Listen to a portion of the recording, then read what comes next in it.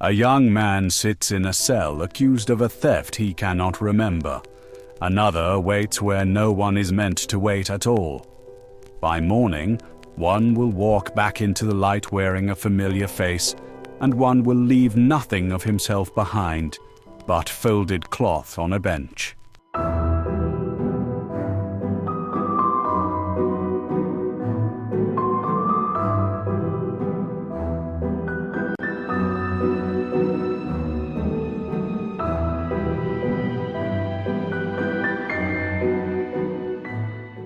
The jail beneath the Crooked Mare would not permit sleep.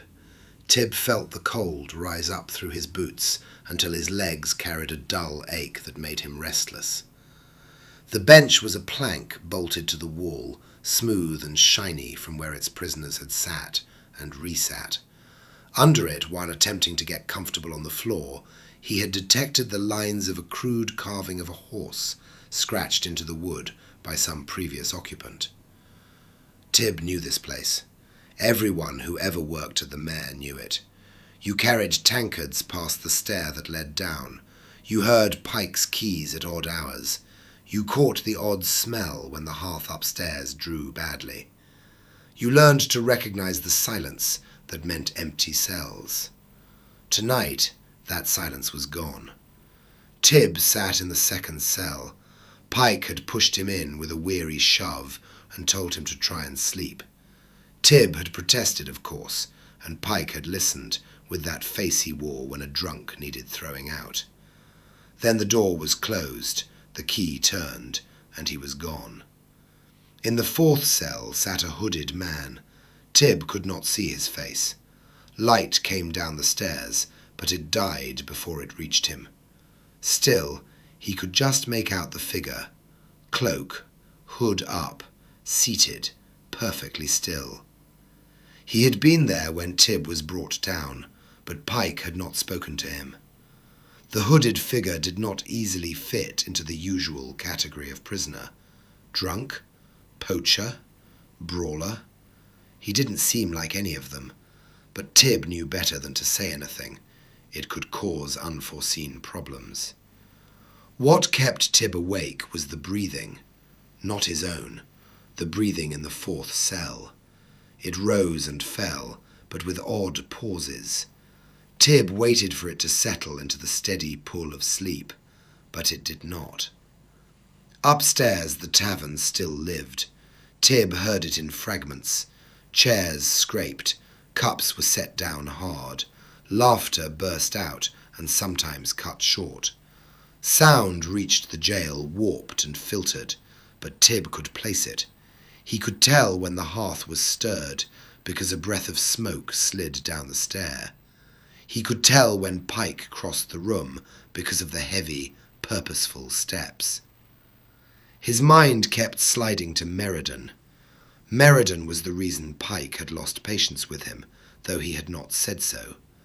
Tib still did not understand how it happened. He remembered the road into the village, the smell of river tar and fish, a woman calling out prices for apples, and a man cursing at a donkey, all clearly. What he did not remember was the hour at which, it was claimed, he was caught with his hands inside the wagon. They said he had been seen lifting a coin box, and Tib had laughed, because it was absurd. He had never been foolish enough to steal in Meriden or anywhere else. Absurdity did not save him, though. It landed him in a bolted barn to begin with, and then on the road back to Brock Heel, with the accusation hanging over him. Pike had listened, but told Tib that trouble brought from Meriden had to sit somewhere until it went quiet. So now Tib sat, and the missing hour in his memory sat with him. It was there, but irretrievable. The hooded figure breathed away. Tib lay back on the bench, but the plank was too narrow to lie straight, so he turned his head toward the corridor and stared into the dim. He tried shutting his eyes to force sleep. He counted and thought about the rafters of the loft where he usually slept, but nothing settled him. And still the strange breathing in the fourth cell persisted. A scrape sounded, and Tib opened his eyes. The hooded figure had moved, and a dark hand appeared between the bars for a moment, then withdrew. The fingers looked clean, which was also odd. Travellers came in with road grime under their nails. This hand looked like it had never once troubled the dirt. He tried to treat the hooded figure like any other oddity the mayor collected. It drew travellers the way a lantern drew moths. Tib told himself the hooded man was one of those. Then the breathing changed. Tib spoke into the dark. "You'll get no sleep doing that," he said. No answer. Tib waited for a response, for the smallest sign that would mean the man had heard. Nothing came. Tib laughed. "All right, keep your secrets." He sat back. The hole in his memory was a conundrum. He could forget where he left a cup or whether he fed the pig. He could not forget breaking into a wagon in a bustling village with eyes everywhere, surely.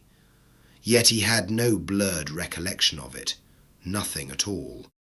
His contemplations were disturbed by a jingling of keys from above, then footsteps on the stairs. Pike descended, lantern in hand. Lights swung across the corridor in bars, and he stopped at Tib's cell. "You still awake, Tib?" Tib just pointed at the fourth cell. Pike glanced toward the hooded figure, but his face revealed nothing. He tucked the keys back into his belt. "Sleep then," he said. "Pike," Tib blurted. Pike paused and half-turned. "That one," Tib said, nodding toward the fourth cell. "He been here long?" Pike looked toward the hood, then returned. "Long enough." "He sick?" Tib asked. "If he is, he keeps it neat." Pike lifted the lantern a little higher.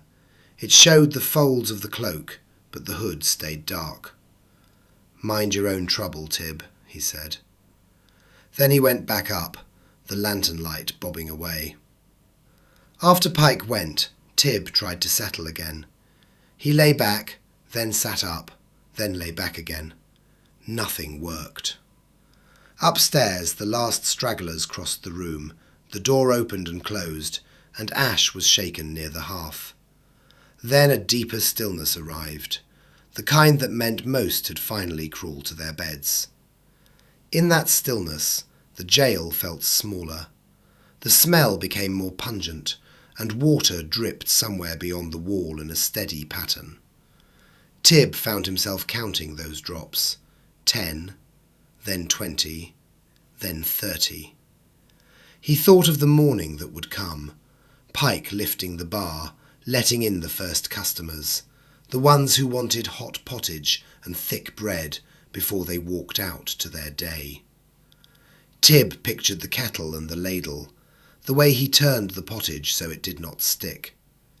He pictured his own hands wiping tables, and he clung to the thought of returning to ordinary work. He tried to summon faces that would ask after him, a woman who always left a cairn, even when she drank only watered ale. The man who complained about everything, and yet returned every week.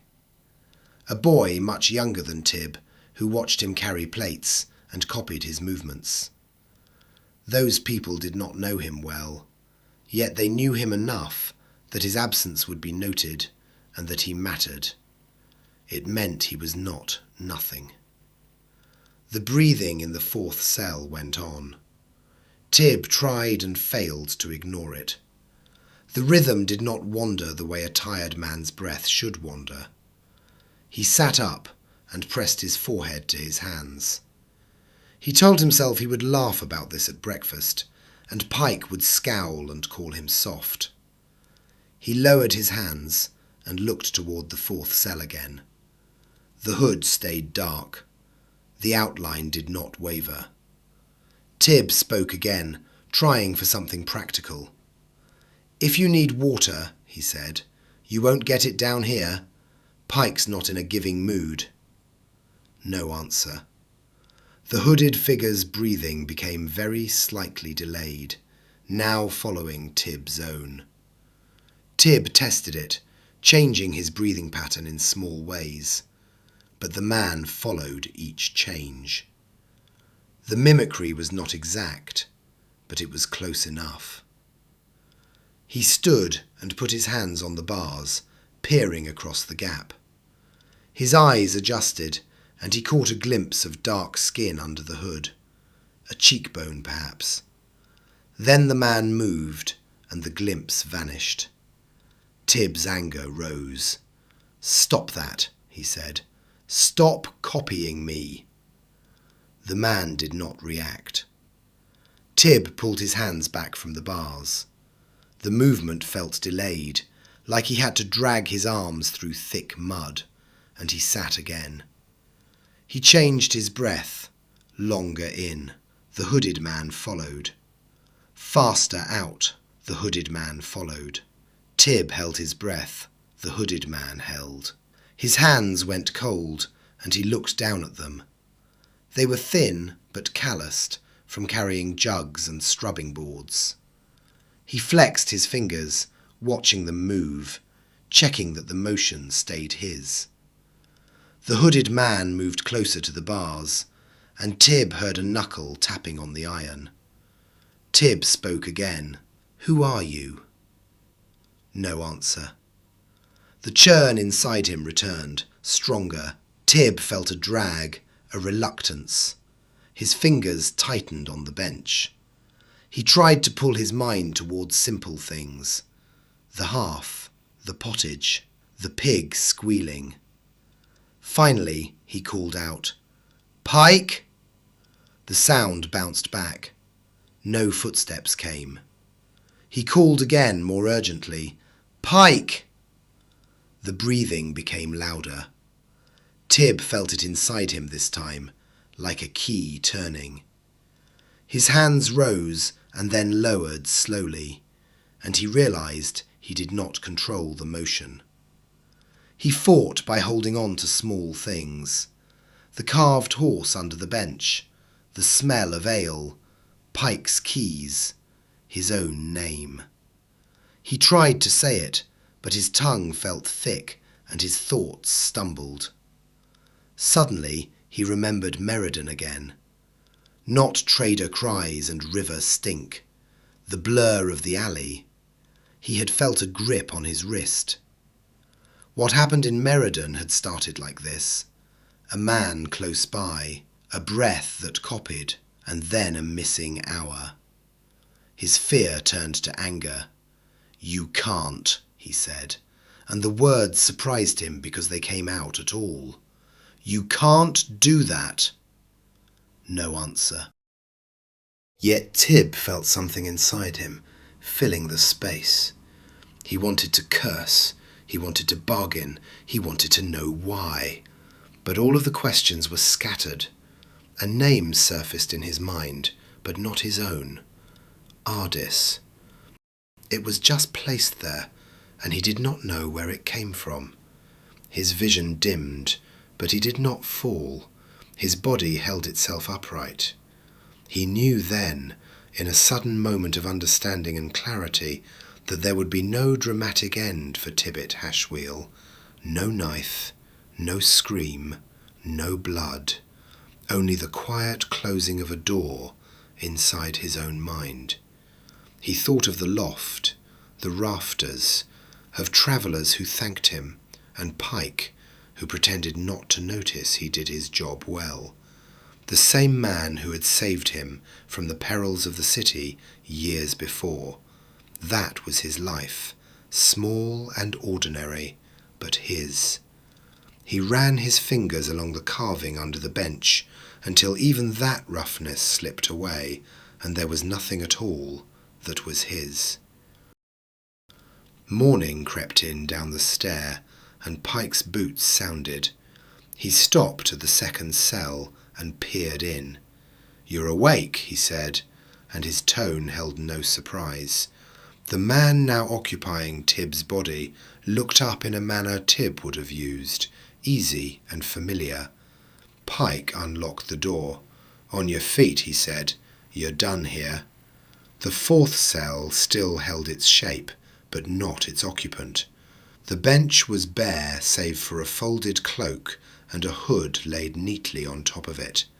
Pike stared at the clothing for a moment. "Humph," he muttered. Then he turned to Tib. "Where's your friend?" Pike asked, certain that Tib must have witnessed his escape. Tib squinted and yawned.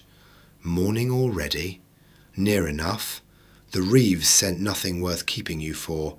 No charge, no proof, no one willing to swear to it." He looked back to the fourth cell. "Did you help him get out?" Tib rubbed at his eyes and shrugged at the question. "No, I'm as surprised as you. Slept like a log after you left me. Assumed you released him." Pike made a noise and shrugged. "Try not to lose hours in town today. They're hard to get back." "I'll do my best," Tib replied. Pike stepped aside and gestured toward the stairs. "Go on, kettle's on, and the back tables need doing before noon." Tib nodded and took the steps 2 at a time, reaching the top before Pike turned away. Pike lingered a moment longer in the jail. He glanced once more at the fourth cell and at the cloak and hood resting where a man had been. Then he shut the door, slid the bar home, and let the matter rest where it lay. So the price of love was theft, an ordinary life taken and no mark left worth prosecuting.